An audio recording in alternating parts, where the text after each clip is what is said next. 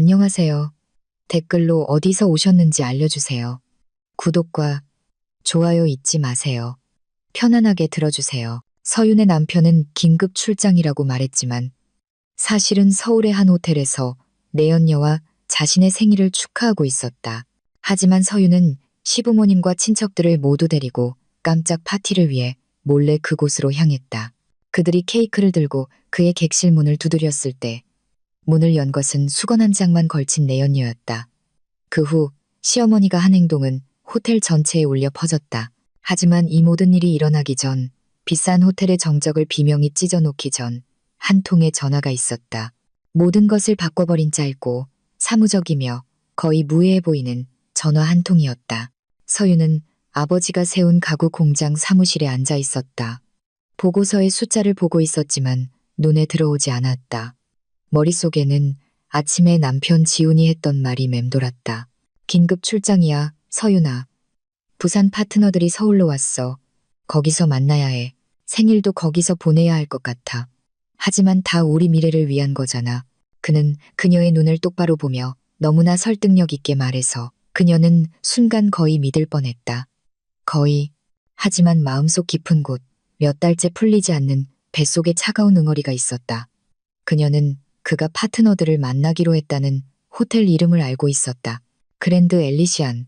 그가 무심코 던진 이름이었다. 그리고 지금 전화를 보며 서윤은 결심했다. 더 이상 앉아서 의심만 하고 있지는 않을 것이다. 알아야만 했다. 그녀의 손가락이 호텔 번호를 눌렀다. 심장이 목구멍에서 뛰는 것 같았다. 그랜드 엘리시안입니다. 안녕하세요. 상냥한 여성의 목소리가 답했다. 서윤은 최대한 공식적이고 차가운 목소리를 냈다. 안녕하세요. 강지훈 씨 비서입니다. 내일 컨퍼런스 홀에서 있을 행사에 대해 모든 것이 준비되었는지 확인해달라고 하셨습니다. 그녀는 숨을 참았. 이것은 함정이었다. 만약 그가 일 때문에 거기에 있다면 회의실이 예약되어 있어야 했. 전화기 너머의 여직원은 잠시 침묵하며 무언가를 확인했다. 잠시만요. 강지훈. 아니요. 이 이름으로 컨퍼런스 홀 예약은 없습니다. 강지훈 고객님은 스위트룸 712호에 묵고 계시지만 어떤 행사도 예정되어 있지 않습니다. 모든 것이 끝났다. 그것이었다. 서윤의 뱃속에 있던 차가운 응어리는 얼음돌로 변했다. 그는 일하는 것이 아니었다. 그는 그냥 생일의 스위트룸에 혼자 있었던 것이다. 이 생각은 너무나 명백하고 저속하며 굴욕적이어서 서윤은 뺨에 피가 몰리는 것을 느꼈다. 그녀는 감사하다고 말하고 전화를 끊었다. 몇 분 동안 그녀는 그저 벽을 응시하며 앉아 있었다. 고통, 분노, 배신감, 모든 것이 하나의 단단한 덩어리로 섞였다. 그에게 전화해서 소란을 피울 수도 있었고 그냥 짐을 싸서 떠날 수도 있었다. 하지만 그건 너무 간단했다. 너무 조용했다. 그녀는 아침에 그가 자신을 어떻게 쳐다봤는지, 어떻게 얼굴에 대고 거짓말을 했는지 떠올렸다. 그리고 그녀는 그를 단순히 잡아내는 것이 아니라 그가 자신뿐만 아니라 그의 온 가족의 눈을 마주하게 만들고 싶었다. 그가 말로는 그토록 소중히 여겼던 가족 말이다. 그리고 그때 그녀의 머릿속에 대담하고 필사적이며 조금은 미친 계획이 떠올랐다. 그녀는 그가 다른 여자와 조용히 생일을 축하하도록 내버려 두지 않을 것이다.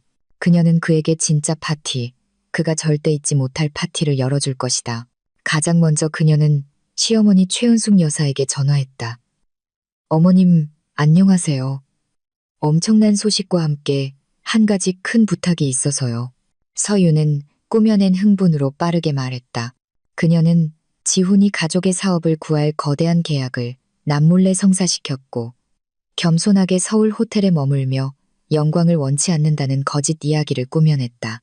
혼자 일하면서 생일을 보낼 거라고 생각하고 계세요. 근데 우리가 지금 다 같이 모여서요. 어머님, 아버님, 큰아버님, 큰어머님까지 전부요. 깜짝 파티를 해드리는 거예요. 그의 얼굴을 상상해 보세요. 전화기 저편에서 최 여사는 환희에 차 숨을 헐떡였다. 그녀의 지훈이, 그녀의 천재적인 아들이 또다시 모두를 구한 것이다. 깜짝 파티 아이디어는 그녀의 마음에 쏙 들었다.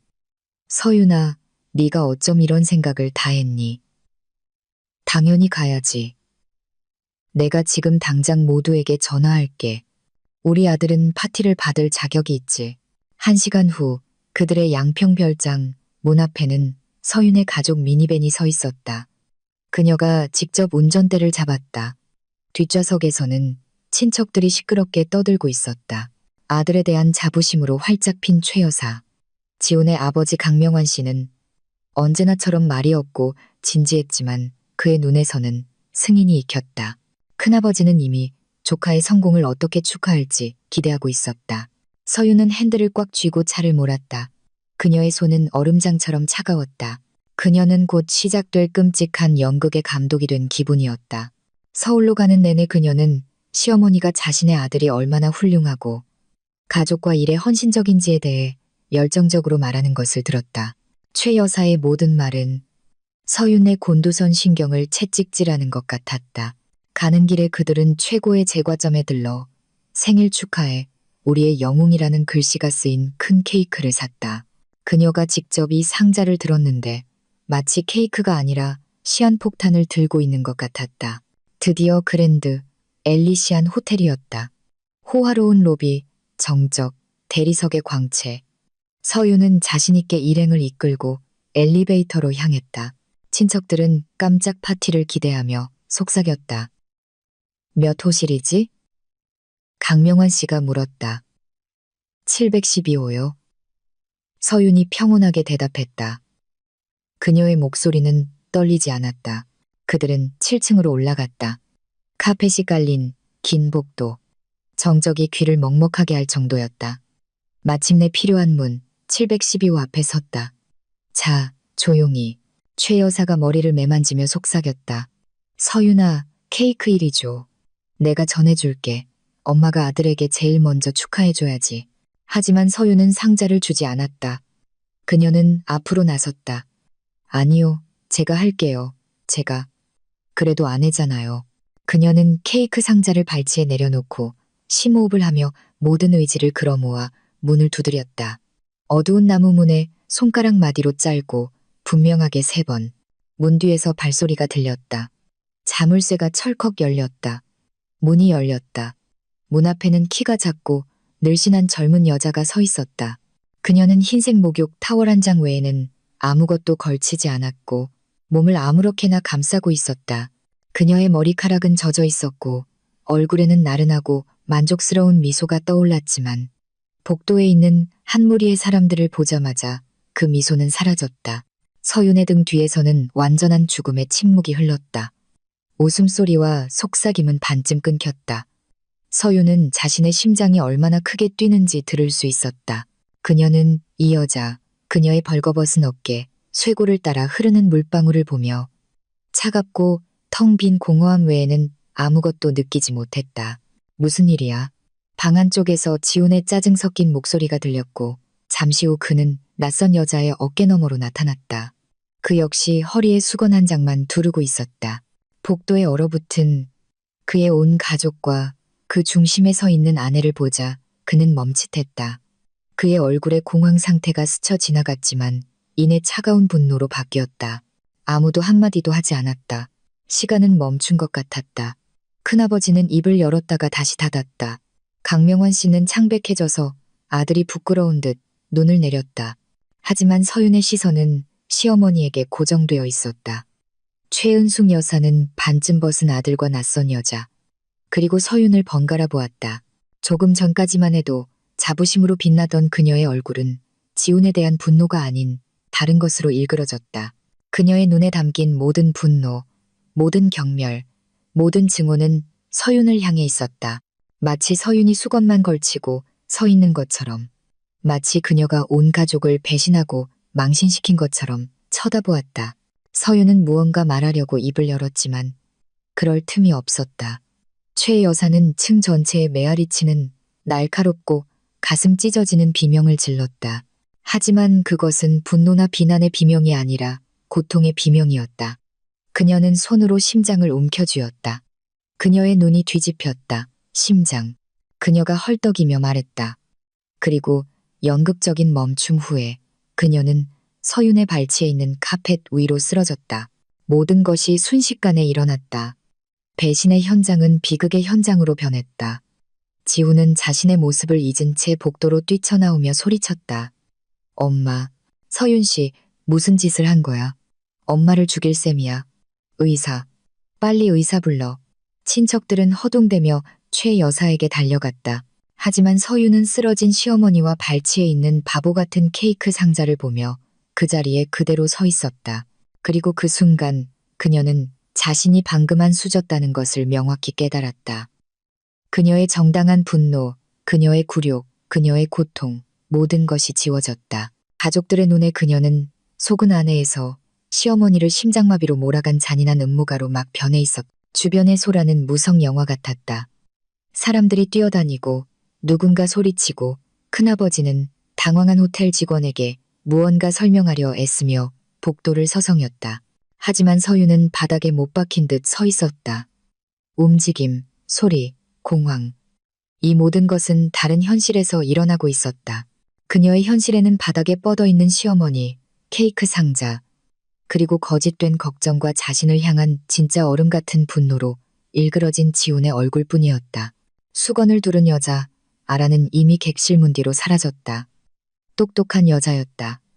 그녀는 자신의 역할을 다하고 무대에서 퇴장했다. 이제 주연은 지훈이었다. 그는 어머니 옆에 무릎을 꿇고 맥박을 재고 소란을 듣고 달려온 관리인에게 소리쳤다. 구급차 불렀어요? 심장이 약하시단 말이에요. 세상에, 엄마, 어머니, 아무도 서윤을 동정의 눈으로 보지 않았다. 큰어머니는 입술을 굳게 다물고 고개를 저었다. 큰아버지는 그녀에게 짧고 비난하는 눈초리를 한 번 보내고는 외면했다. 그들의 눈에 그녀는 어떤 잔인하고 이해할 수 없는 게임을 위해 그들을 이곳으로 끌고 온 괴물이었다. 그리고 이것이 그 결과였다. 의사들이 도착했다. 그들은 능숙하게 최 여사를 둘러싸고 질문을 시작했다. 이미 가운을 걸친 지훈이 모두를 대신해 대답했다. 극심한 스트레스, 충격. 저희는 그냥 제 생일을 축하하고 싶었을 뿐인데 제 아내가 이 끔찍한 일을 꾸몄습니다. 그는 아내라는 단어를 마치 욕설처럼 내뱉었다. 최 여사를 들것에 싣고 갈 때 그녀는 잠시 눈을 떴다. 그녀의 시선은 흐릿했지만 군중 속에서 서윤을 찾아냈다. 그 눈에는 고통이 없었다. 오직 차갑고 무거운 승리감만이 있었다. 그리고 그 순간 서윤은 무언가 잘못되었다는 것을 완전히 깨달았다. 이것은 너무나 매끄럽고 너무나 정확했다. 지훈이 몸을 바로 세우고 그녀에게 다가왔다. 그는 소리치지 않았다. 그는 그녀만이 들을 수 있도록 낮고 쉬는 목소리로 속삭였다. 만족해? 이게 네가 원했던 거야. 엄마한테 무슨 일 생기면 널 가만두지 않겠어. 그러고 나서 그는 당황한 강명환 씨에게 돌아섰다. 아버지, 어머니랑 병원에 같이 가세요. 제가 여기 정리하고 바로 갈게요. 그리고 저 여자, 그는 서윤을 가리키며 고개를 까딱했다. 내 눈앞에서 치워주세요. 보고 싶지 않으니까. 그녀의 시아버지 강명환 씨가 그녀에게 다가왔다. 그의 얼굴은 잿빛이었고 지쳐 있었다. 그는 비난하지도 변호하지도 않았다. 서윤아, 제발 집으로 가거라. 여기선 네가 도울 일이 없다. 그녀는 말없이 고개를 끄덕였다. 저항할 힘도 의미도 없었다. 그녀는 몸을 돌려긴 복도를 따라 엘리베이터로 걸어갔다. 등 뒤로 수십 개의 비난하는 시선이 느껴졌다. 그녀는 혼자였다. 완전히 혼자였다. 그들의 양평 별장으로 돌아오는 내내 그녀는 자동 조종 장치로 운전했다. 차 안에는 호텔에 입고 온 케이크에서 나는 바닐라와 비스킷 냄새가 가득했. 실패한 축하, 실패한 굴욕의 냄새였다. 그녀는 지훈과 함께 사는 집이 아닌 바로 옆에 있는 시부모님 댁으로 돌아갔다. 안으로 들어가 거실로 가서 안락의자에 앉았다. 기다리기 위해서였다. 3시간쯤 지났을까? 집은 텅 비고 조용했다. 그때 차가 들어서는 소리가 들렸다. 강명환 씨가 들어왔다. 그는 10년은 늙어 보였. 그는 말없이 물 한 잔을 따라 단숨에 마시고 나서야 그녀를 쳐다보았다. 며칠 병원에 입원시켰다. 경과를 지켜봐야 한대. 혈압이 치솟고 심한 경련이 왔다고. 의사들 말로는 조금만 더 늦었으면 심근경색이 올 뻔했다고 하더구나. 지훈이는 어머니 곁에 있다. 그는 말을 고르며 잠시 침묵했다. 서윤아, 너희 사이에 무슨 일이 있었는지 모르겠다. 그리고 아마 알고 싶지도 않구나. 하지만 이건 아니었다. 네가 무슨 짓을 했는지 알고 있니? 왜 이런 서커스를 벌인 거야? 충격의 층 아래 잠자고 있던 차가운 분노가 깨어나기 시작했다. 서커스요? 아버님 아들이 스위트룸에서 내연녀와 생일 파티를 하는 건 서커스가 아니고요? 강명환 씨는 한숨을 쉬며 시선을 돌렸다. 그건 너희 둘의 문제다. 하지만 거기에 어머니를 끌어들이다니. 어머니는 그 애를 신처럼 여긴다. 어머니에겐 큰 충격이었어. 너는 병원에 가서 어머니와 지훈이에게 사과해야 한다. 가족의 평화를 위해서라도. 바로 그것이었다. 핵심 단어, 가족의 평화. 항상 그녀의 침묵과 양보의 대가로 사들여졌던 평화. 아니요, 서윤이 단호하게 말했다. 저는 진실을 말한 것에 대해 사과하지 않을 거예요. 그리고 저는 어머님을 믿지 않아요. 믿지 않다니 무슨 말이냐. 시아버지가 눈살을 찌푸렸다. 어머님의 실신이요. 어딘가 진짜 같지 않았어요. 너무 연극적이고 너무 시기적절했어요. 강명환 씨는 쓰라린 실망감으로 그녀를 쳐다보았다. 서윤아, 그만하거라. 지금 너는 끔찍한 말을 하고 있다. 한 여인이 병원에 있는데 너는 무슨 음모를 찾고 있구나. 너는 선을 넘었다. 그는 몸을 돌려 2층으로 올라가 버렸고 그녀는 거대하고 텅 빈 거실에 홀로 남겨졌다. 이제 그녀는 확실히 알았다. 아무도 그녀를 믿지 않을 것이다. 영웅적인 어머니의 심장마비에 맞선 그녀의 말. 하지만 의심은 이미 확신으로 변해 있었다. 증거를 찾아야 했다. 반드시. 그녀는 휴대폰을 꺼냈다. 머릿속에 김민수라는 이름이 떠올랐다. 몇 년 전 불미스러운 일에 휘말렸던 동네 청년이었다. 서윤은 아버지의 인맥을 이용해 그가 대형 보안 회사에 취직하도록 도와주었는데 그 회사는 바로 그랜드 엘리시안을 포함한 호텔 체인을 관리하고 있었다. 그 이후로 그를 본 적은 없지만 번호는 저장해 두었다. 버튼을 누를 때 손가락이 약간 떨렸다. 네. 몇 년 만에 듣는 낯선 목소리가 답했다. 민수 씨, 안녕하세요. 저 박서윤이에요. 기억하세요? 전화기 저편에서 잠시 침묵이 흘렀다. 서윤 씨요. 네. 물론 기억하죠. 무슨 일이세요? 도움이 필요해요. 아주 급하고 아주 비공식적인 부탁이에요. 오늘 그랜드 엘리시안 호텔 7층 복도 카메라 영상이 필요해요. 오후 5시에서 6시 사이 1시간 분량이요. 민수는 다시 침묵했다. 서윤 씨, 그게 불가능하다는 거 아시잖아요. 이건 내부 정보예요. 이런 일로 바로 해고당해요. 돈은 드릴게요. 민수 씨, 서윤이 재빨리 말했다. 충분히 드릴게요. 얼마를 원하든 이게 필요해요. 이건 죽고 사는 문제예요. 그가 전화기 너머로 숨을 쉬며 고민하는 소리가 들렸다. 그녀는 모든 것을 걸었다. 알겠습니다. 그가 마침내 말했다. 100만 원, 그리고 당신은 저한테 전화한 적 없는 겁니다. 1시간 안에 메일로 파일을 보내드릴게요. 주소 주세요. 서윤은 이메일 주소를 불러주고 전화를 끊었다. 심장이 마구 뛰었다. 1분짜리 영상에 100만 원. 하지만 그녀의 추측이 맞다면 그 돈은 한 푼도 아깝지 않을 것이다. 그녀는 자기 집으로 돌아와 노트북을 열고 기다렸다. 그녀의 인생에서 가장 긴 1시간이었다. 텅 빈 화면을 보며 복도에서의 장면이 계속해서 머릿속을 맴돌았다. 마침내 새 메일 알림이 떴다. 발신이 넘는 메일이었다. 안에는 파일 공유 링크 하나만 덩그러니 있었다. 그녀는 비디오를 다운로드했다. 파일이 플레이어에서 열렸다. 흑백에 거친 소리 없는 영상. 그녀가 가족과 함께 엘리베이터에서 내리는 모습, 문을 두드리는 모습, 문이 열리고 수건을 두른 여자가 나타나는 모습, 지훈이 나오는 모습, 모든 것이 그녀의 기억과 같았다.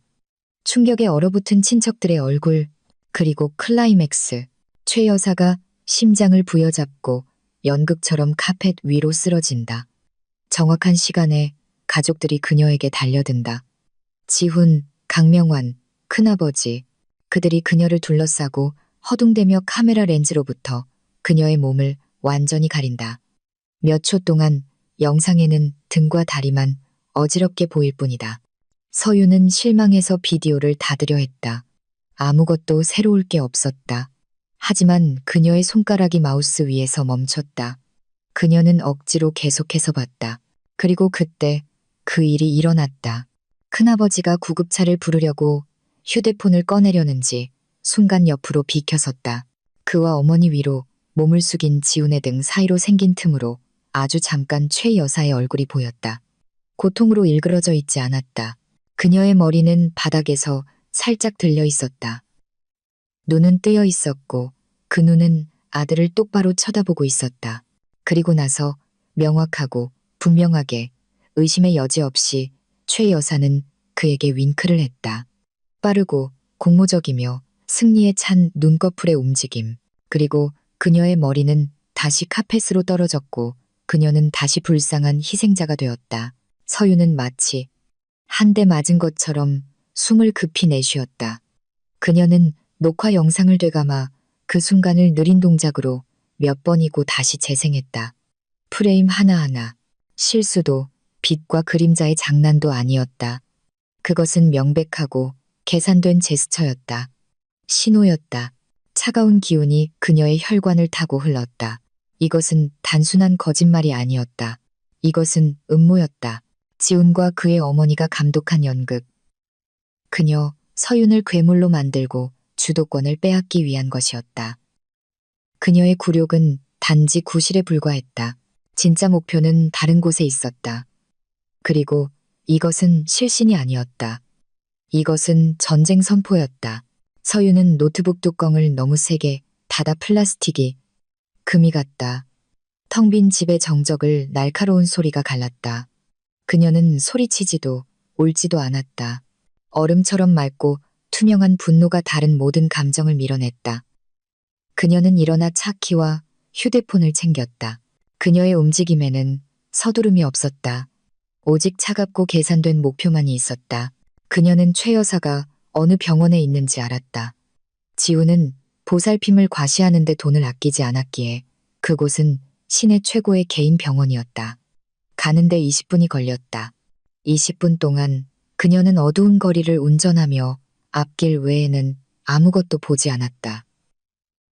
머릿속에는 오직 한 가지 생각뿐이었다. 그녀에게 이 영상을 보여줄 것이다. 그녀가 자신의 눈을 똑바로 보게 만들 것이다. 클리닉 로비에서는 약 냄새와 평온함이 풍겼다. 친절한 안내 데스크 직원은 최은숙 씨가 305실에 있지만 면회 시간이 이미 끝났다고 알려주었다. 서유는 논쟁하지 않았다. 그녀는 그저 직원을 쳐다보았고 직원은 눈을 내리깔고 서윤이 엘리베이터로 지나갈 때 아무 말도 하지 않았다. 3층 조용한 복도 305실 문 앞에는 당직 간호사가 앉아 있었다. 최은숙 환자분은 안 됩니다. 쉬고 계세요. 간호사가 피곤한 목소리로 말했. 서윤은 말없이 지갑에서 5만 원짜리 지폐를 꺼내 간호사 앞 테이블에 놓았다. 5분만요. 제가 딸이에요. 간호사는 돈을 보고 서윤을 보고 한숨을 쉬더니 지폐를 주머니에 넣고 자신의 일지로 고개를 돌렸다. 길이 열렸다. 서윤은 조용히 문을 열었다. 1인실이었고 불빛은 어두웠다. 최은숙 여사는 자고 있지 않았다.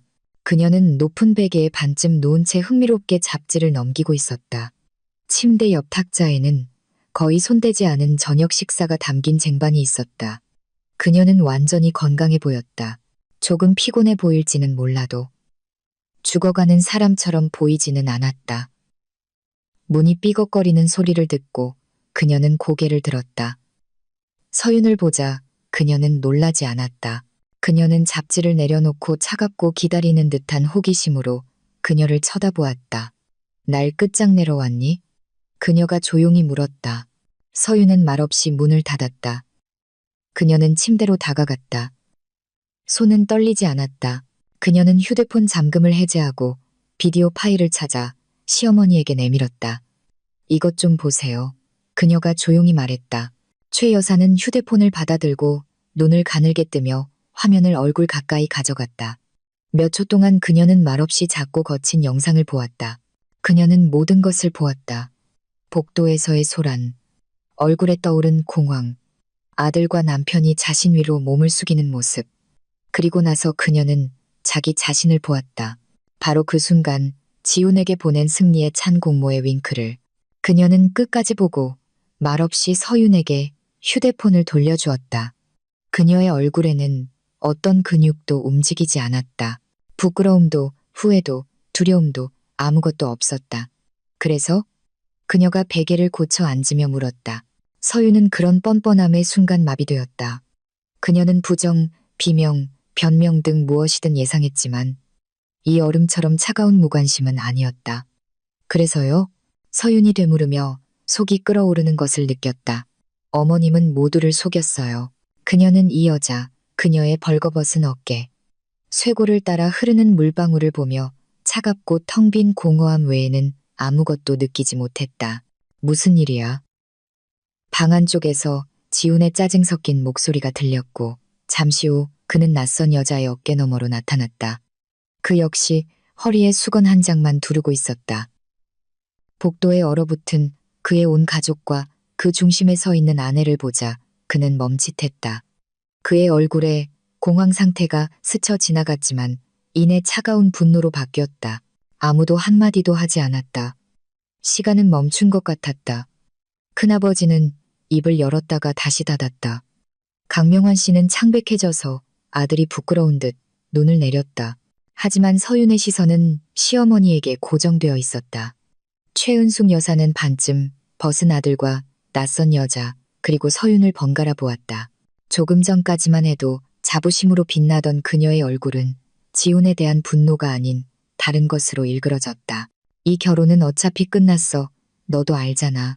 너와 지훈이는 다른 사람이야. 그럴 수 있지. 내가 제안을 하나 할게. 평화를 위해서, 좋았던 과거를 위해서. 그녀는 현명하고 배려 깊은 어머니처럼 말했다. 우리는 너에게 아주 후한 위자료를 줄 준비가 되어 있다. 아주. 네가 원하는 곳, 어디든 가서 새 삶을 시작하고 서울에 아파트를 사고 여행을 다닐 수 있을 만큼 충분한 돈을 받게 될 거야. 네가 원하는 모든 것을 그 대가로 조용하고 빠른 이혼. 그리고 물론 공장에서의 내 지분은 지훈이에게 넘기는 거야. 그건 그의 사업이고 그의 유산이야. 모두에게 그게 옳은 일일 거야.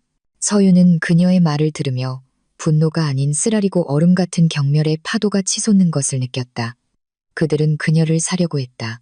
그녀의 삶에서, 그녀의 아버지가 세운 사업에서 그녀를 내쫓고 그녀의 침묵에 대한 대가를 지불하려 했다.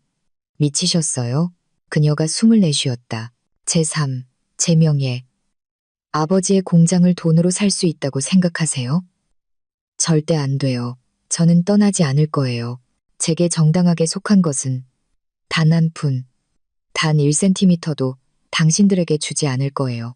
최 여사의 얼굴이 다시 굳어졌다. 배려 깊은 시어머니의 가면이 사라졌다. 마음대로 해라. 그녀가 차갑게 쏘아붙였다. 좋게 해결하려고 했다. 그렇다면 넌 우리에게 다른 선택지를 남기지 않는 거다. 그녀는 침대에 똑바로 앉았다. 그녀의 시선은 무겁고 꿰뚫는 듯했다. 네가 공장에 집착하는구나. 이 바보 같은 거사. 지금 실제로 무슨 일이 일어나고 있는지 알기나 해. 넌 운영이사라고 자랑스러워하지. 근데 내 사랑하는 공장이 간신히 숨만 쉬고 있고 우리가 파산 직전이라는 건 알고 있니? 서윤은 얼어붙었다. 그럴 리가 없었다. 그녀는 생산과 비용을 통제하고 있었다. 그래, 지난 반년은 힘들었고 매출은 떨어졌지만 파산과는 거리가 멀었다. 거짓말이에요. 그녀가 자신 있게 말했다. 거짓말이라고? 최 여사가 비웃었다. 눈을 떠라.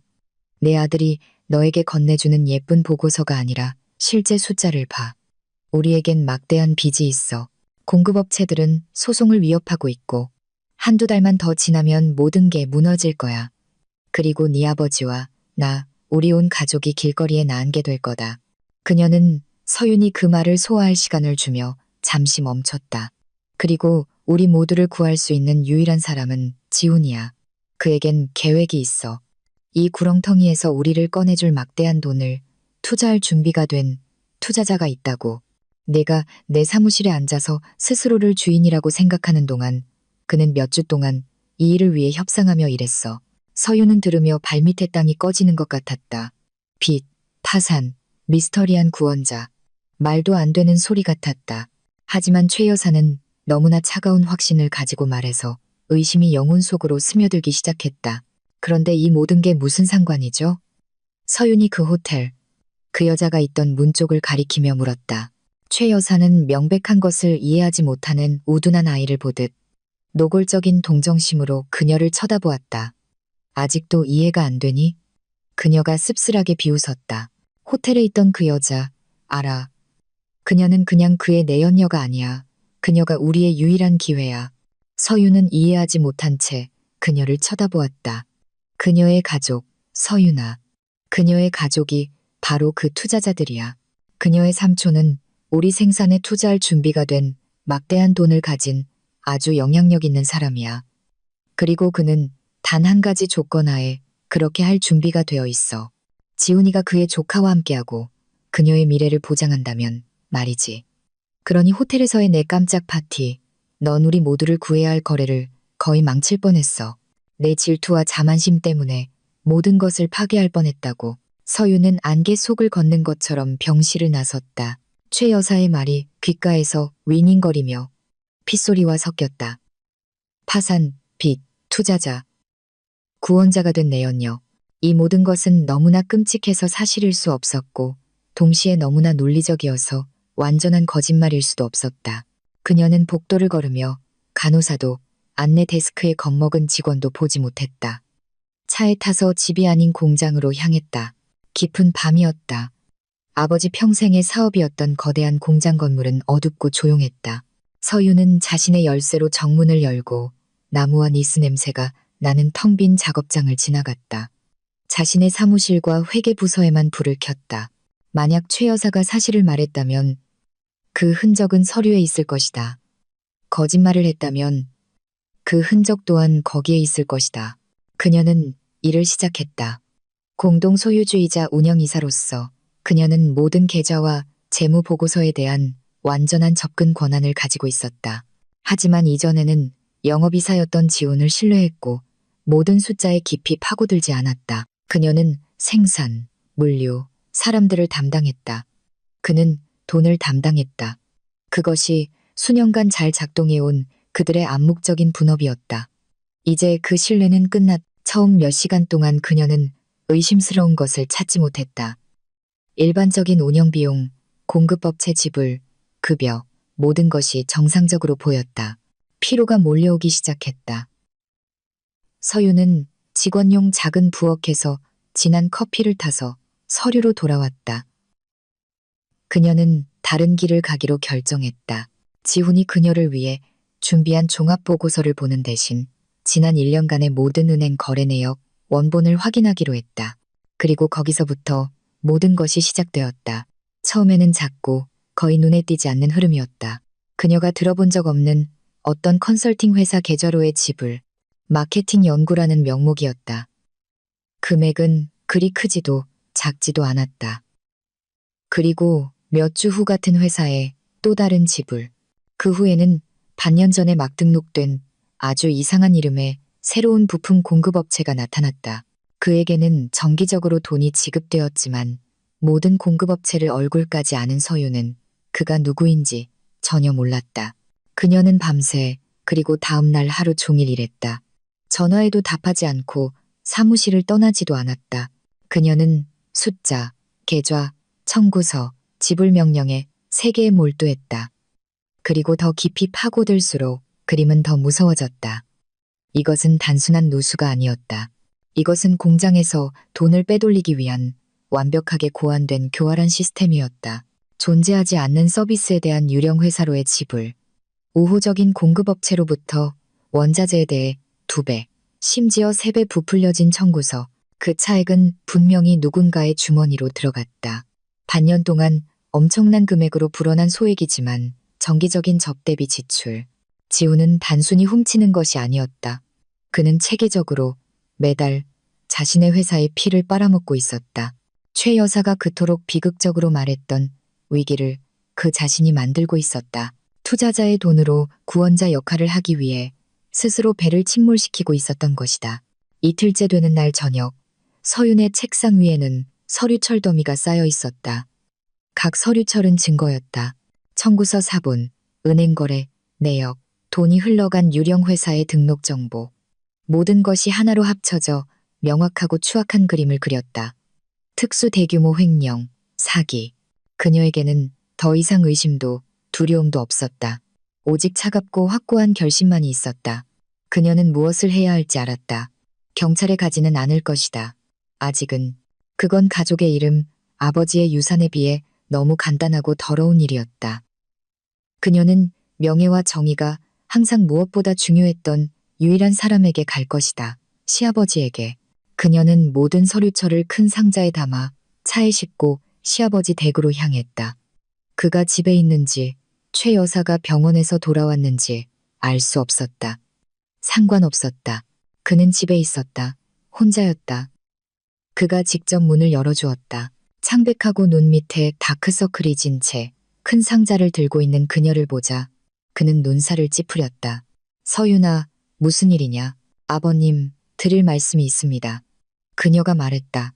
그리고 초대를 기다리지 않고 그의 서재로 들어갔다. 그곳은 그가 아직 공장을 직접 경영할 때 중요한 결정을 내리던 성역이었다. 무거운 오크 책상, 가죽 의자, 벽에 걸린 사진들. 서윤은 상자를 책상 위에 놓고 서류철을 하나씩 꺼내기 시작했다. 이게 제 지난 이틀간의 삶입니다. 그녀가 말했다. 모든 것을 확인했어요. 지난 6개월간의 모든 청구서, 모든 지불 내역을요. 그녀는 첫 번째 서류철을 열었다. 이건 컨설팅에 대한 허위 계약서예요. 회사는 유령 명의로 등록되어 있고요. 이건 목재 공급에 대한 부풀려진 견적서고요. 그리고 이건 제가 제일 좋아하는 건데요. 그녀는 세 번째 서류철을 열었다. 예상치 못한 비용으로 처리된 수십 건의 소액 지출이 거의 5천만 원에 달해요. 아버님 아들은 회사를 구하는 게 아니에요. 그는 회사를 강탈하고 있어요. 나중에 소위 말하는 투자자에게 헐값에 팔아넘기기 위해 의도적으로 파산으로 몰아가고 있다고요. 그녀가 말하는 동안 목소리는 점점 더 단단해졌다. 그녀는 모든 것을 쏟아냈다. 그녀는 그의 얼굴에서 충격, 공포, 분노를 보기를 기대했다. 그가 벌떡 일어나 주먹으로 책상을 치고 당장 지훈을 부르라고 요구할 것이라고 생각했다. 강명환 씨는 구식의 사람이었고 그에게 이름과 명예는 빈말이 아니었기 때문이다. 하지만 그는 일어나지 않았다. 그는 의자에 앉아 고개를 숙이고 앞에 놓인 서류들을 말없이 바라보았다. 그는 그것들을 만지지도 않았다. 그의 얼굴에는 분노가 아닌 끝없는 치명적인 피로가 있었다. 그는 마치 그녀의 눈앞에서 20년은 늙어버린 것 같았다. 그녀가 말을 마쳤을 때 서재에는 무거운 침묵이 흘렀다. 알고 있다. 그가 마침내 말했다. 너무 조용해서 서윤은 거의 알아들을 수 없었다. 그녀는 얼어붙었다. 네, 뭘 알고 계시다고요? 이것에 대해 알고 있다. 그는 책상 위에 서류철들을 둘러보았다. 전부는 아니고 이렇게 자세히는 아니지만 하지만 그가 돈을 빼돌리고 있다는 건 알고 있었다. 서윤은 숨이 멎었다. 그럴 리가 없었다. 가족의 도덕적 나침반, 그녀의 마지막 희망. 하지만 어떻게, 왜 침묵하셨어요? 강명환은 그녀를 올려다보았다.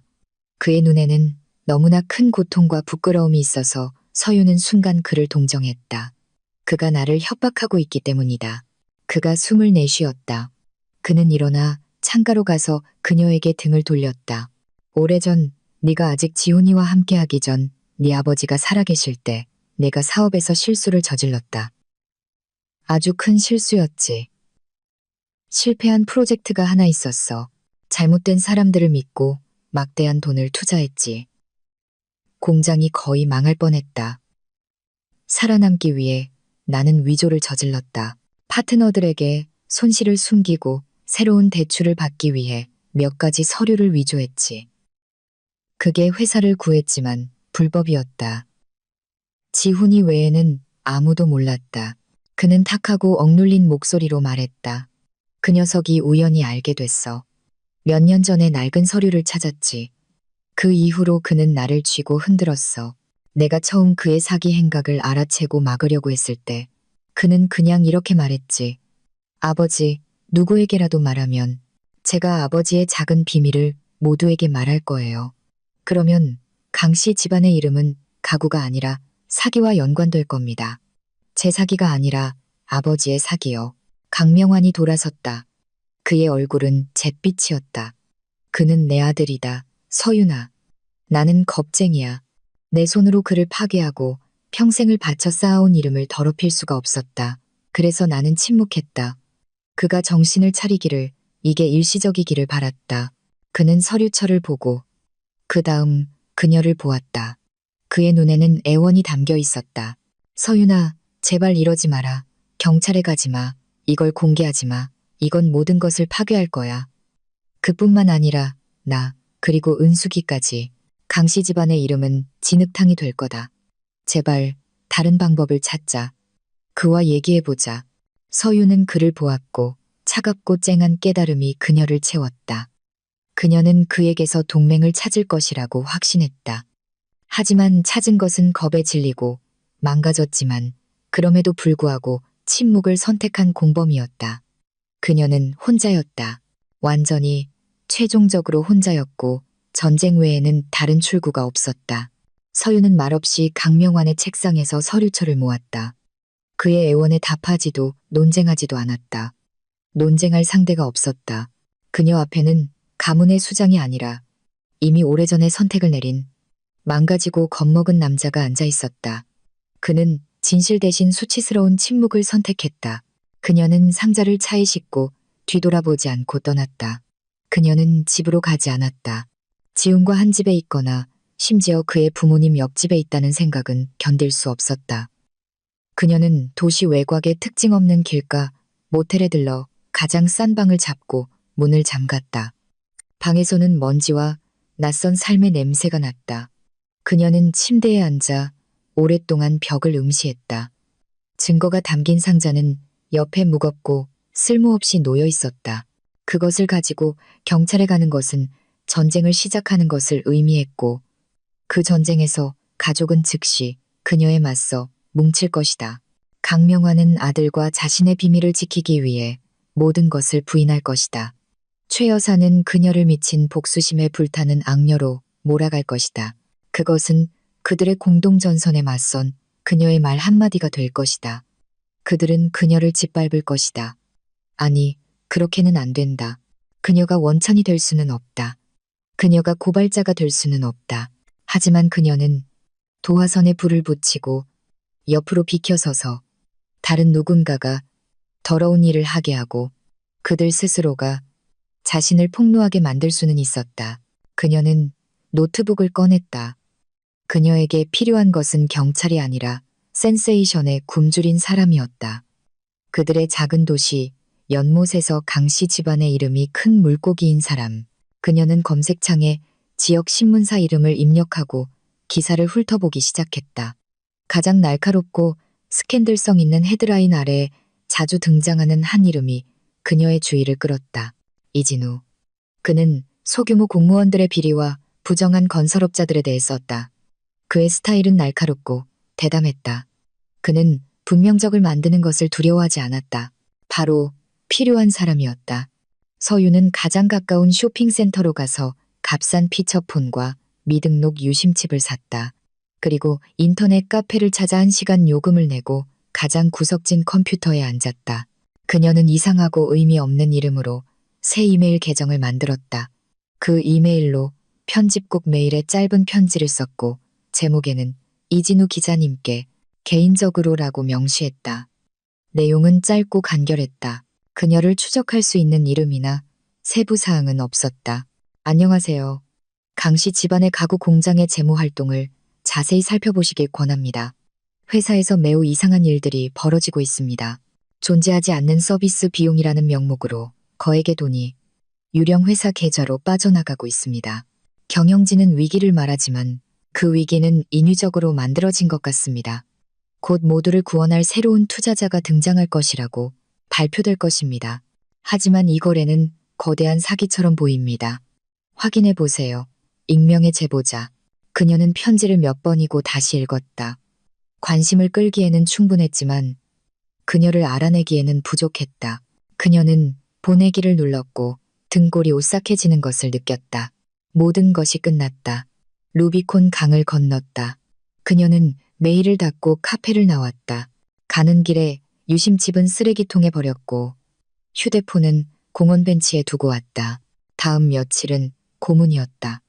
그녀는 자신의 집으로 돌아갔다. 도망치는 것은 죄를 인정하는 것처럼 보일 것이기 때문이었다. 지훈은 거의 나타나지 않았고 투자자들과의 협상을 핑계로 서울 어딘가에서 밤을 보냈다. 최 여사는 병원에서 돌아와 연약한 순교자 역할을 했다. 온 가족이 그녀를 보살피며 서윤에게는 비스듬하고 비난하는 눈초리를 보냈다. 서윤은 침묵했다. 그녀는 출근하고 서류에 서명하고 아무 일도 없는 척했다. 그리고 매일 아침 가장 먼저 지역 신문사 웹사이트를 열었다. 나흘째 되는 날, 그녀는 홈페이지에 큼지막한 글자로 된 헤드라인을 보았다. 강씨 제국에 들이운 금융의 먹구름. 국세청 세무조사 준비. 심장이 마구 뛰었다. 이진우 기자가 움직였다. 기사는 조심스러웠다. 기자는 재계의 소문과 익명의 소식통으로부터의 정보를 인용했다. 그는 재무비리에 대한 조사가 있을 수 있으며 도시의 자랑이었던 유명한 공장이 대형 스캔들의 중심에 서게 될 수도 있다고 썼다. 이것은 직접적인 타격이 아니라 공중을 향한 경고 사격이었다. 하지만 그것은 도시 전체에 울려 퍼졌다. 전화가 거의 즉시 울렸다. 강명환 씨였다. 봤느냐? 그가 수화기에 대고 소리쳤다. 무슨 짓을 한 거야? 서윤아. 내가 부탁했잖니. 저는 아무 짓도 안 했어요. 그녀가 차갑게 대답하고 전화를 끊었다. 저녁에는 격분한 지훈이 집으로 들이닥쳤다. 그는 기사가 열린 휴대폰을 흔들며 집 안으로 뛰어들었다. 이건 내 짓이지. 그는 말 그대로 분노로 숨을 쉬었다. 최 여사는 그의 뒤를 졸졸 따라오며 심장에 손을 얹었다. 지훈아, 그렇게 흥분하지 마. 몸에 해로워. 저 애짓이야. 당연히. 우리 모두를 망치려는 거야. 서윤은 그들을 침착하게 바라보았다. 증명해봐. 그녀가 간단히 말했다. 지훈은 멈칫했다. 그는 아무것도 증명할 수 없다는 것을 깨달았다. 제보는 익명이었다. 그는 잠시 증오에 찬 눈으로 그녀를 쏘아보다가 그의 얼굴이 변했다. 분노는 경멸적인 미소로 바뀌었다. 네가 뭐라고? 그냥 우연의 일치겠지. 무슨 세무조사라고. 별거 아니야. 우리 회사는 깨끗해. 해결하면 돼. 돈 좀 쥐어주면 그들도 물러날 거야. 그리고 넌 여기서 그냥 앉아서 분노에 미쳐가겠지. 그는 보란듯이 몸을 돌려 떠났고 불평불만을 계속하는 최 여사를 데리고 갔다. 서윤은 거실에 홀로 남았다. 그녀는 그들이 자신을 과소평가하고 계산된 행동을 할 수 없는 히스테리 환자로 여기고 있다는 것을 깨달았다. 그리고 그것이 그녀에게 유리했다. 그들은 이것이 우연하고 귀찮은 방해라고 결정하고 긴장을 풀었다. 하루 뒤 지호는 아마도 자신의 상상 속 승리를 축하하고 파트너들을 안심시키기 위해 아라를 서울에서 가장 비싼 레스토랑으로 데려갔다. 그는 명랑하고 자유분방했으며 이 사소한 불쾌감을 얼마나 쉽게 해결할 것인지 그녀에게 이야기했다. 어떤 지역 기레기가 우리 이름으로 유명해지려고 작정한 모양이야. 세무 공무원들이 와서 서류 좀 보고 우리가 돈 좀 쥐어주면 다 끝날 거야. 걱정할 거 없어, 자기야. 그는 미소를 지으며 그녀에게 자신의 휴대폰을 건네 기사를 보여주고 그 스타일을 비웃으려고 했다. 아라가 휴대폰을 받았다. 그녀는 나른하게 글자를 훑어보았지만 헤드라인 아래 저자 이름에 시선이 꽂혔다. 그녀는 살짝 눈살을 찌푸리며 고개를 갸웃했다. 이진우, 그녀가 무언가 기억해내려는 듯 생각에 잠겨 말했다. 재미있네. 나 학교 다닐 때 같은 이름의 동창이 있었는데 그 애도 항상 뭔가에 끼어들려고 했고 교내신문에 온갖 폭로 기사를 썼어. 그녀는 과거의 무의미한 사실인 양 무심코 말하고 그에게 휴대폰을 돌려주었다. 지훈이 휴대폰을 받았지만 그의 미소는 서서히 사라졌다. 그는 기자의 이름을 뚫어지게 쳐다보았다. 이진우, 아라의 동창. 그들의 고향 출신. 머릿속에서 즉시 연결고리가 만들어졌다. 세무조사는 신문 제보로 시작되지 않는다. 익명의 제보자는 정보를 흘리기 위해 무작위 기자를 선택하지 않는다. 그리고 하물며 그의 내연녀의 옛 지인을 선택하지는 않는다. 이런 우연의 일치 확률은 제로다. 이것은 우연이 아니었다. 이것은 정확하고 계산된 타격이었다. 그리고 그것을 가할 수 있는 사람은 단 한 명뿐이었다. 아라에 대해 아는 사람, 동기가 있는 사람, 그가 무시했던 사람. 그의 얼굴에서 핏기가 가셨다. 그는 태평하게 디저트를 고르는 아라를 보고 있었지만 그녀가 보이지 않았다. 그는 서윤을 보았다. 그리고 그 순간 그는 얼음처럼 차가운 명료함으로 깨달았다. 그의 아내는 쉽게 속이고 버릴 수 있는 히스테리 환자가 아니었다. 그녀는 방금 전쟁에서 첫 수를 둔 냉혈하고 계산적인 적이었고 그는 그녀의 다음 수가 무엇일지 전혀 알지 못했다. 지우는 디저트 접시를 급히 밀쳐냈다. 저녁은 끝났다. 그는 테이블에 지폐 몇 장을 던지고 아라의 손을 잡고 그녀의 놀란 질문은 무시한 채 출구로 끌고 갔다. 그는 더 이상 그녀를 구원의 열쇠로 보지 않았다. 그는 그녀를 자신에게 모든 것을 잃게 할 뻔한 약한 고리로 보았다. 서윤에 대한 그의 과소평가는 엄청난 실수였고 이제는 빠르고 잔인하게 행동해야 했다. 반격은 단순히 강한 것이 아니라 치명적이어야 했다. 다음 날 서윤에게 최 여사가 전화했다. 그녀의 목소리는 유난히 형식적이고 차가웠다. 서윤아, 오늘 저녁 7시에 우리 집에서 보자. 아주 중요한 가족회의가 있을 거다. 내 동생 서준이도 초대했어. 늦으면 안 된다.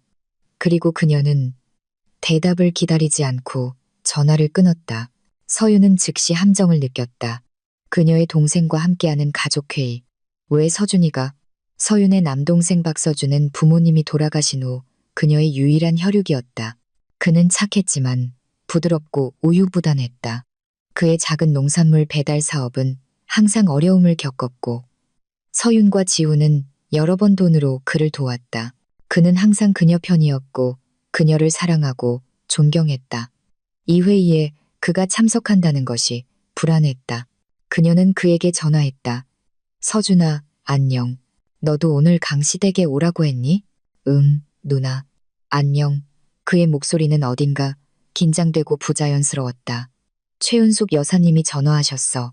공장에 대해 중요한 얘기가 있다고. 친척으로서 내 의견도 듣고 싶다고 하셨어. 무슨 뜻인지는 모르겠어. 서준아, 뭔가 이상해. 조심해. 그들이 나를 상대로 뭔가를 꾸미고 있어. 서윤이 말했다. 에이, 누나, 너무 심각하게 생각하지 마. 아마 신문에 난 그 기사 얘기하려는 거겠지. 괜찮을 거야. 그는 너무 활기차게 말했고 그 활기참은 거짓이었다. 정확히 7시, 서윤은 강씨 집안의 거실로 들어섰다. 모든 것이 재판처럼 꾸며져 있었다. 중앙에는 최 여사와 강명환 씨가 앉아 있었다. 강명환 씨는 바닥을 쳐다보고 있었고 그의 얼굴은 돌처럼 굳어 있었다. 반면 최 여사는 왕좌에 앉은 여왕처럼 꼿꼿이 앉아 있었다. 그녀의 시선은 도끼 어린 승리감으로 가득 차 있었다. 지우는 벽난로 옆에 서서 팔짱을 끼고 차가운 미소로 서윤을 바라보고 있었다. 그리고 옆쪽 안락의자에는 그녀의 동생 서준이가 앉아 있었다. 그녀가 들어왔을 때 그는 그녀를 쳐다보지 않았다. 그는 창밖을 응시했고 마치 곧 토할 것 같은 표정이었다. 서윤은 그들 맞은편에 앉았다. 분위기는 칼로 벨 수 있을 만큼 빽빽했다. 자, 모두 모였군. 지훈이 앞으로 나서며 시작했다. 그는 테이블에서 두꺼운 서류철을 집어들었다. 우리가 여러분을 여기 모은 것은 우리 가족에게 끔찍한 일이 일어났기 때문입니다. 강씨 집안의 이름이 더럽혀졌습니다.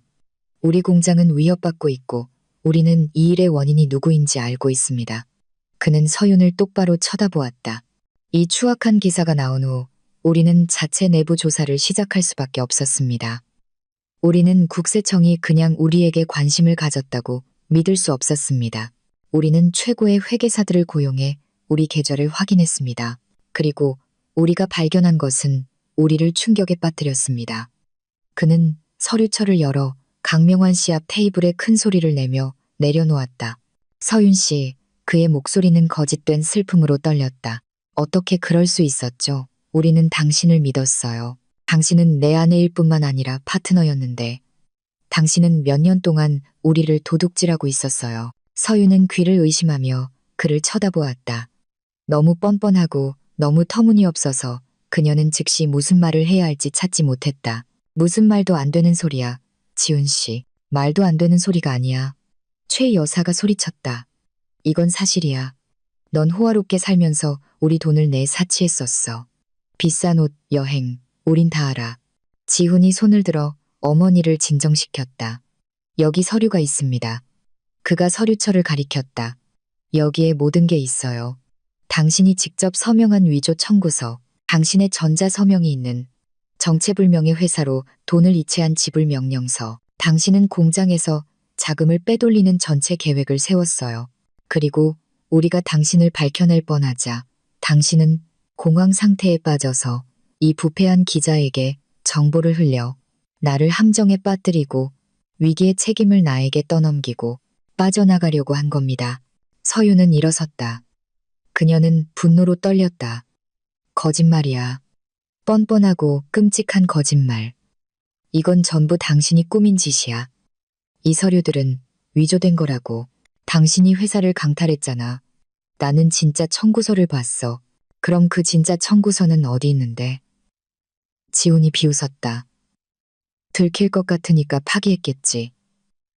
우리에겐 증거가 있지만 너에겐 말뿐이잖아. 서윤은 강명환 씨를 쳐다보았다. 그녀의 마지막 희미한 희망. 아버님. 아버님은 진실을 아시잖아요. 그들에게 말해주세요. 그가 아버님을 협박하고 있다고 말해주세요. 강명환 씨가 천천히 고개를 들었다. 그의 눈은 텅 비어 있었다. 서윤아, 이 서류들 내가 봤다. 서명이 내 것 같구나. 나는 뭐라고 생각해야 할지 모르겠다. 그는 시선을 돌렸다. 그는 다시 그녀를 배신했다. 두려움에 굴복하여 그는 가장 저항이 적은 길을 선택했다. 그는 그냥 스스로 물러났다. 나는 아무것도 서명하지 않았어요. 서윤이 절망이 목구멍까지 차오르는 것을 느끼며 소리쳤다. 이건 위조예요. 어떤 감정이라도 그걸 증명할 거예요. 감정은 몇 달이 걸릴 거야. 지훈이 차갑게 말했다. 하지만 우리에겐 몇 달이 없어. 공장의 명성은 지금 무너지고 있어. 투자자들은 두려워하고 있고 우리는 행동해야 해. 하지만 우리는 너에게 마지막 기회를 주기로 했어. 가족답게. 그는 다시 관대한 남편 역할을 하기 시작했다. 아무도 스캔들을 원하지 않아. 우리는 경찰에 가지 않을 거야. 네가 지금 당장 자백서에 서명하고 조용히 떠나. 네 지분을 나에게 넘겨서 내가 우리 사업에 남은 것을 구할 수 있도록 해. 우리는 이 이야기를 덮을 거야. 아무도 모르게. 넌 수치스럽게 떠나겠지만 자유롭게. 그것은 최후 통첩이었다. 완벽하게 설계된 함정. 그들은 그녀에게 어떤 출구도 남겨두지 않았다. 그녀의 어떤 행동도 패배로 이어졌다. 그리고 그때 서윤은 서준, 그녀의 동생을 떠올렸다. 그는 내내 어깨를 움츠리고 침묵한 채 앉아 있었다. 그는 모든 것을 들었다. 그는 그녀를 알았다. 그는 이 말도 안 되는 소리를 믿을 수 없었다. 서준아, 그녀가 그에게 돌아섰다. 그녀의 목소리는 떨렸다. 서준아, 그들에게 말해줘. 넌 내 동생이잖아. 내가 절대 그런 짓을 하지 않았을 거라는 걸 알잖아. 이게 다 거짓말이라고 말해줘. 모든 시선이 서준에게 향했다. 그는 그 무게에 움츠러들었다. 그는 천천히 고개를 들었다. 그의 얼굴은 백지장처럼 하얗고 이마에는 식은땀이 맺혔다. 그는 그녀의 눈을 피했다. 강명환 씨가 아마도 마지막 객관성을 발휘하기로 결심하고 질문했다. 서준 군, 솔직하게 말해주게. 서윤이가 혹시 돈이 부족하다고 불평한 적이 있나? 어떤 재정적 어려움에 대해 말하거나 자금이 필요하다고 한 적이 있나? 침묵이 흘렀다. 서윤은 동생을 바라보았고 그녀의 마음속에는 작고 필사적인 희망이 피어올랐다. 지금 그는 아니라고 말할 것이다. 그는 일어나서 그들이 모두 미쳤다고 말할 것이다. 그가 그녀를 구해줄 것이다. 서준은 깊고 경련적인 숨을 들이마셨다. 그는 서윤의 머리 위벽 어딘가를 쳐다보았다. 네, 그가 거의 속삭이듯 탁한 목소리로 말했다. 말했어요. 서윤에게 세상은 멈췄다. 그녀는 자신의 귀를 믿을 수 없었다. 뭐라고? 그녀가 숨을 내쉬었다. 서준은 침을 삼키고 마치 외운 수업을 읽는 것처럼 더 큰 소리로 계속했다. 그의 목소리는 단조롭고 생기가 없었다. 누나가 몇 주 전에 저한테 전화했어요. 혼란스럽다고 했어요. 문제가 있다고. 회사에서 돈을 좀 빌렸다고 했어요. 금방 갚을 수 있을 거라고 생각했는데 그러지 못했다고. 부족한 돈을 메우기 위해 저한테 돈을 빌려달라고 했어요. 하지만 저한테는 그런 큰 돈이 없었어요. 그가 말하는 동안 서유는 그를 바라보았고 그녀 안의 모든 것이 얼음으로 변했다. 그의 모든 말은 칼로 찌르는 것 같았다. 그녀의 친동생, 그녀의 서준이, 그는 단지 침묵한 것이 아니라 거짓말을 하고 있었다. 그는 그녀에게 불리한 증언을 하고 있었다. 그는 지훈이 파놓은 구덩이 속으로 그녀를 자신의 손으로 밀어넣고 있었다. 그녀는 더 이상 아무것도 듣지 못했다. 최 여사의 승리에 찬 한숨도, 강명환 씨의 무거운 한숨도, 이제 모든 것이 명확해졌다고 말하는 지훈의 말도, 그녀는 마침내 자신과 눈을 마주친 동생만을 바라보았다. 그의 눈에는 부끄러움, 절망, 그리고 배신의 눈물이 고여 있었다. 그리고 그 순간 서유는 단순히 전투에서 진 것이 아니라는 것을 깨달았다. 그녀는 사랑과 충성을 확신했던 마지막 사람을 잃었다. 그녀는 완전히 혼자가 되었다. 서유는 아무 말도 하지 않았다. 그녀는 그저 일어나서 출구로 걸어갔다. 그녀는 누구도 쳐다보지 않았다. 고통이 너무 심해서 무감각해졌다. 그녀는 동생 옆을 지나가면서도 그를 쳐다보지 않았다. 그가 자신의 등을 쳐다보는 것을 느꼈지만 돌아보지 않았다. 논쟁하고 소리치고 무언가를 증명하는 것은 무의미했다. 그들이 이겼다. 그들이 그녀를 파괴했다. 다음 날 지훈의 변호사가 그녀를 기다리고 있었다. 그는 공장으로 직접 찾아왔다. 그는 임시경영권 위임 동의서라는 서류를 가지고 있었다. 완전한 항복을 숨긴 아름다운 말들이었다. 그녀는 내부 조사가 진행되는 동안 모든 업무에서 배제되었다. 그녀는 더 이상 서명권도 계좌 접근권도 없었고 자신의 사무실에 들어갈 수도 없었다. 그녀는 모든 것을 빼앗겼다. 그녀는 변호사를 보고 그 다음 서류를 보았다. 만약 서명하지 않으면요? 그녀가 생기 없는 목소리로 물었다. 변호사는 정중하게 미소 지었다. 그렇다면 강지훈 씨는 저희 회계 감사 자료를 횡령 혐의로 수사기관에 제출할 수밖에 없을 겁니다. 박서윤 이사님, 거기까지 가지 않으시길 권합니다. 매우 시끄럽고 불쾌한 과정이 될 겁니다. 위협은 직접적이고 명백했다. 그들은 거짓말을 위조 서류로 뒷받침했고 이제 모든 펜은 그들이 쥐고 있었다. 서윤은 펜을 들었다. 손가락이 말을 듣지 않았다. 그녀는 자신의 평생의 사업을 빼앗는 서류에 서명했다. 저녁에 집에 돌아왔을 때 그녀는 문을 열 수 없었다. 열쇠가 맞지 않았다. 그녀는 다시 시도했다. 그리고 또 그러다 깨달았다. 그가 자물쇠를 바꾼 것이다. 그녀는 더 이상 들어갈 수 없는 자신의 집문 앞에 서 있었다. 주머니에서 휴대폰이 진동했다. 지훈에게서 온 메시지였다. 내 짐은 우리 부모님 댁에 있어. 원할 때 가져가. 우리 모두의 평화를 위해 당분간 떨어져 지내는 게 좋겠어. 그녀는 휴대폰을 든 손을 내렸다. 이것으로 끝이었다. 마지막 악장. 그녀는 직장에서 쫓겨났을 뿐만 아니라 그녀의 삶에서 쫓겨났다. 굴욕당하고 중상모략을 당하고 집도 사업도 없이, 그리고 가장 끔찍한 것은 친동생에게 배신당했다는 것이다. 그녀는 차에 탔지만 어디로 가야 할지 몰랐다. 생각이 뒤엉켰다. 짐을 가지러 강시댁에 갈 수는 없었다. 그들의 얼굴을 볼 수 없었다. 그녀는 그저 목적 없이 밤에 도시를 운전했다.